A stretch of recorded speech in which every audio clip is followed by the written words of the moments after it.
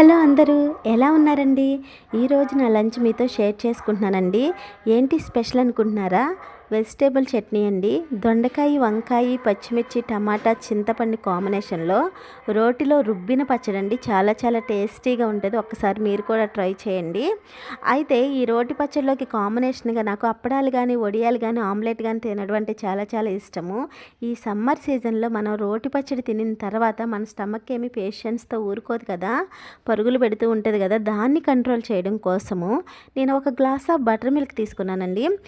Butter మిల్క్కి ఈ చట్నీకి set అయిపోతుందండి. చాలా చాలా టేస్టీగా ఉంటుంది. బట్ ఈ సమ్మర్లో మాత్రం బటర్ మిల్క్ తీసుకోవడం ఎవ్వరూ మర్చిపోవద్దు.